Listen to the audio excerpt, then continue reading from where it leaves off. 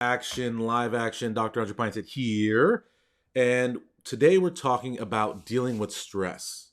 Dealing with stress. And the reason we're talking about today is the death of Michael K. Williams. If you guys didn't see it yesterday, Michael K. Williams, incredible character, Omar from The Wire. That's where I originally knew him from, Boardwalk Empire, all this kind of stuff. But he died tragically in his home of a heroin overdose, likely. And I thought it was a good time to talk about stress management and dealing with stress. And for you guys out there who are real stressed right now between school, between COVID, between everything, this is the opportunity to talk about it, get real, and let's talk about some strategies to how we can overcome this stress. So I'm going to hit the intro and then we're going to get right into it, y'all. But stop making excuses, stop whining, stop, right? Get at it. No excuses, just dominate. All right, guys. So Michael K. Williams died. Very tragic, very sad. But it reminds me of all so often all these celebrities who we see are found dead, alone, last seen 4 days ago. What's going on, right? We see all of our celebrities going through this, going through that, confused about who they are, and so forth. And these are people who have millions of dollars, right? Who have tremendous resources at their back. And for you guys as students who may be broke students, who may be going through it, who may not be equipped to handle, right, your academic load and what's going on in the stressors, you got to worry about money, you got to worry about school, you got to worry about your family, worry about all these things. Life can get stressful, life can get overwhelming. So we've got to get a handle on it. And I was actually looking up some statistics about this. And an interesting statistic I found is that 60%, which I think is an underestimation because we guys know we all lie, right? We can't show our soft underbelly. We're all hard turtles. What up, Eddie? What up, Julian? We always say to ourselves, so 60% of students, of college students, report not having a healthy way to deal with stress and to cope with stress. How many of you guys are in that group? Do you guys have a healthy way to deal with stress? That's where we got to start at right now, right? We got to ask ourselves, wait a minute, life is stressful. How am I handling it? How do I deal with it? What's my outlet for my stress? How can I get past this stress in a positive, in a fruitful way so it's not destructive? Parisa says, I do now. Well, what is it? Tell us what it is. Let's hear it. What's your healthy way to get over your stress? Weightlifting, says Asher. I love it, right? Act Broke, Stay Rich says food. Okay, I like that too, right? I love food, right?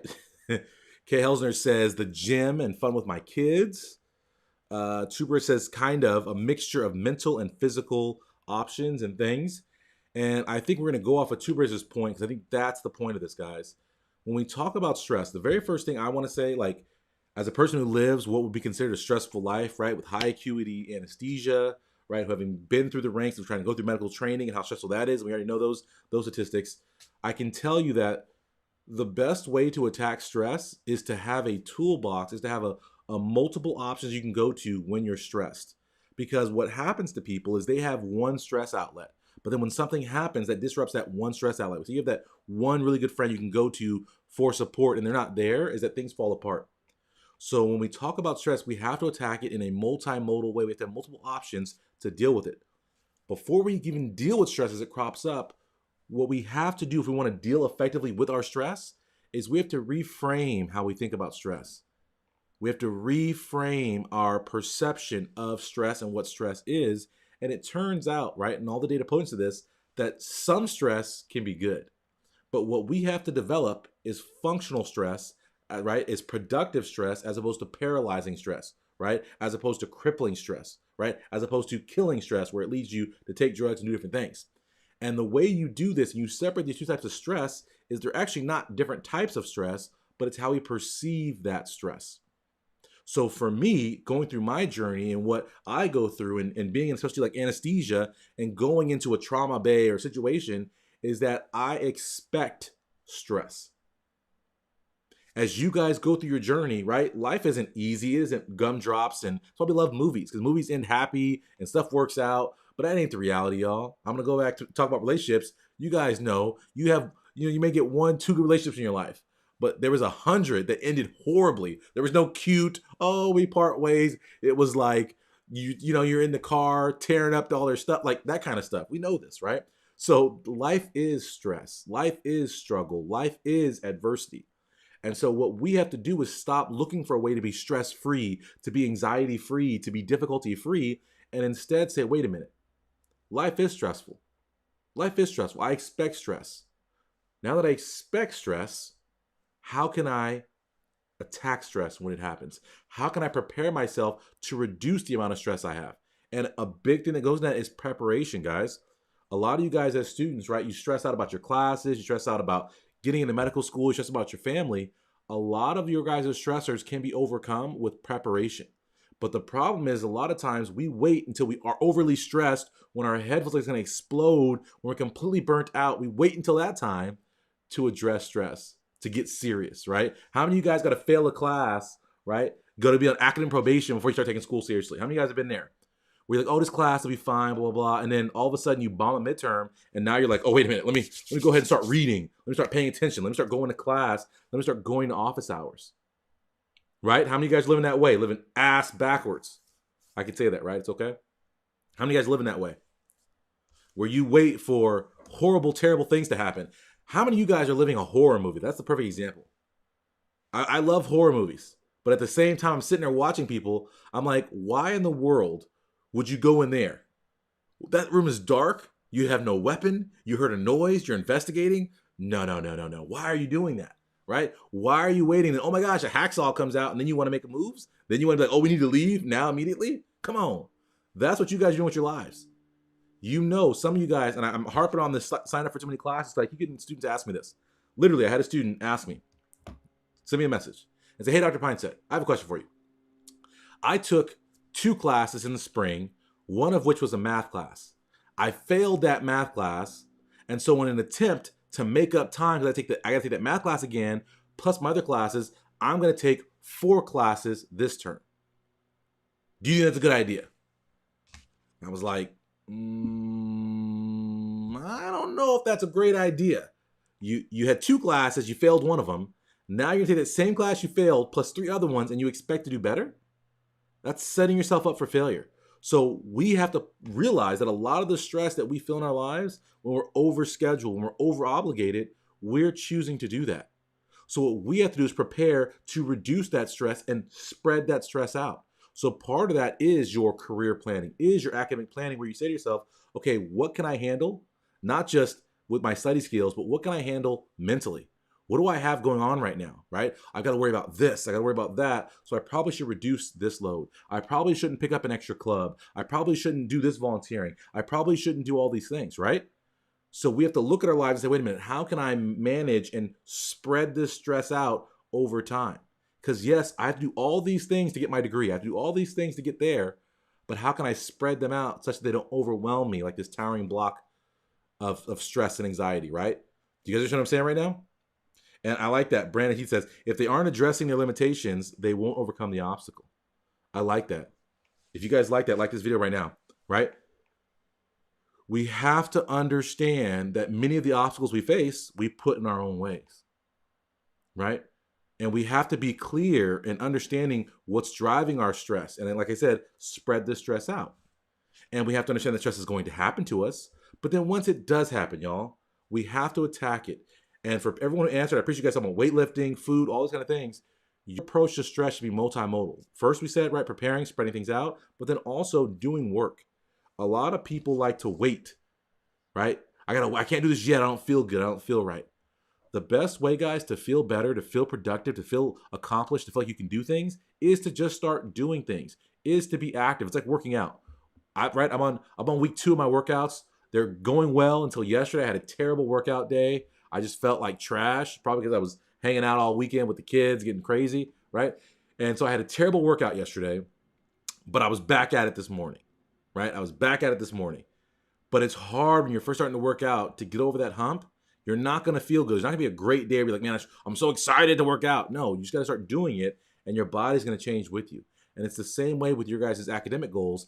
Just start moving. Just start making moves. Just start taking action to get towards your goals, and you're going to see you're going to start feeling a whole lot better. So making those moves, okay? We have to have an ability, an outlet for stress. And for me, one of the biggest things I understand and I recognize, and it's what I think this quote kind of points this out to you guys, is that too often, guys, we are telling ourselves, oh, I'll be happy when blank happens. Oh, I can stop stressing when X happens. When I get there, my whole life will be better. I'll be a whole new happy, joyful person. How many of you guys have said this to yourselves, right? We're like, oh yeah, when this happens, when I get there, blah, blah, blah, then I'll be happy. Then I'll have lower stress. Then I'll be a better person. Then I'll have more balance. How many of you guys said it to yourselves? The sad truth and the sad reality of life, guys, is that there is no, like we said last week, 2 weeks ago, tomorrow never comes, guys. If you wait for happiness, it's never going to come for you. You've got to find happiness in your journey and recognize that there are plenty of things that you should be happy about today and right now. And with all these celebrities who, commit suicide, drug overdose, and so forth, it reminds me, right, that no matter how much money you have, no matter how much success you have, no matter how much admiration you have from people, it all means nothing if you don't value it, if it doesn't mean something to you. And so there's a great quote by Sheryl Crow. It's not getting what you want. It's wanting what you got. And I think that's the key to happiness, guys. And while I am a physician now, and while I do make good money now, I've been the broke person for forever, right? And Shannon, you guys know my wife Shannon has been with me for forever. And we was two broke people together. But we enjoyed, we had fun. Where we couldn't afford to go on an expensive date, it's fine. Let's go walk around. Let's go be out places. Let's look at other people's shop because we can't afford to shop. But it was the joy of us just being together and just recognizing, listen, yes, financial things are hard, but there are lots of things to be happy about, lots of things to be joyous about in this moment. And we just have to enjoy those things. And for all of you guys, you're going through it, recognize that even though things are terrible, we can either focus on what's awful and what's bad, or we can focus on what's good about our lives and the things we do have around us. Do we have good friends? Do we have good family? Right? Do we have good opportunities? Right? Do you have the opportunity to go to school, to go and you know what I mean? Like, there's so many things every day to be thankful for. You have a roof over your head. Are you well fed? Right? Simple things that we take for granted. And it was interesting. I just had a conversation with my son. My son is a young person, and we just had this conversation about homelessness. Right? And he was like, Dad, why is that guy out there with a sign? And I was like, oh, he's homeless. And he's like, homeless? I'm like, yeah, he doesn't have a home, and he's asking people to give him money and food. And Shannon, my wife, handed him a bunch of food. We had leftover food out the window to the guy, and the guy said, thank you, whatever. And Jerry's like, why'd you give him food? I'm like, because he was asking for food. He's homeless, and he needs help. Oh, did we lose sound? Okay, well then, if Instagram, you guys lost sound, you guys can get over YouTube. Okay? All right, so we're going to drop Instagram. It's because somebody called me, so we'll drop Instagram. We'll go back over here to you guys.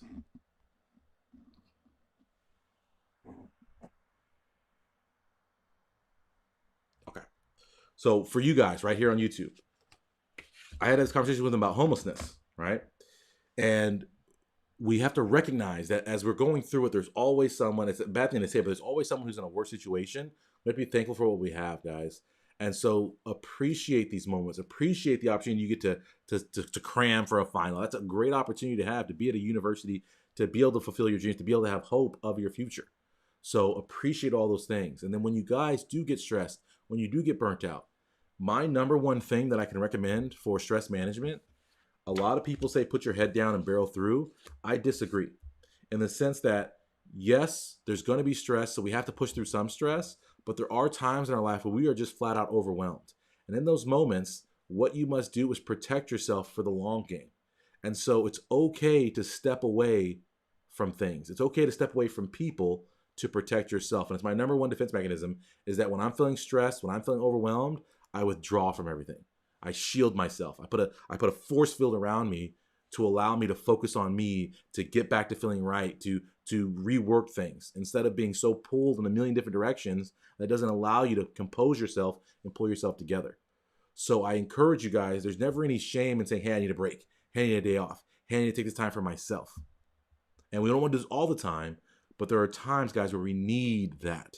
We need to say it's okay. For you guys who are working towards the MCAT, working towards your application, it's okay to say, listen, man, I'm smoked. I'm completely burnt out. Let me take 6 months and just veg out. Instead of rushing, doing my application, doing MCAT, doing everything, let me take a couple moments for myself to get myself together and then really be able to charge my MCAT, my application hard. It's okay to take that gap year for mental well-being. It's okay.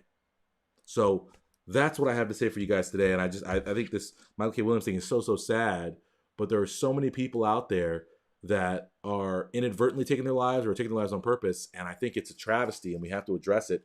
And another statistic I looked up, which I think is interesting, is they surveyed a bunch of college students, and 1 in 5 of them, right? And it's always an underestimate, but 1 in 5 of them admitted to having suicidal thoughts in the last month. That's crazy, right? 1 in 5, that's 20%. 1 in 5 of the college students they surveyed admitted, and this is the ones that admitted, to having suicidal thoughts in the last month. It's crazy. So we've got to learn to deal with this stress, to cope with this stress, to view the stress differently, and to work through our stress and be healthy, y'all.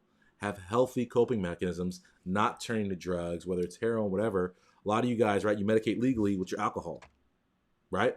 How many of you guys like, oh my gosh, let's smoke for the weekend, I'm going to go party hard, drown my sorrows away. Don't do it, guys. Look for healthy ways to deal with your stress, to manage your stress, to be happier, and recognize that happiness isn't a thing in the future. Happiness is now, and you got to find your happiness. Find your joy actively, and then actively seek to protect it, to hold on to it, and don't let people who would tear it down around you, guys. All right, so how do you get out of here? Hope you guys enjoyed this. If you enjoyed this, like the video right now. If this is your first time checking me out, I'm Dr. Pinesett. I'm the Study Doc. Make sure you subscribe to this channel. And yeah, if you want to get better, if you want to learn all the things you need to learn to be successful, get to my website, thestudydoc.com, get into a course, get into a coaching program, and I'll see y'all later, guys. Everybody have a great day.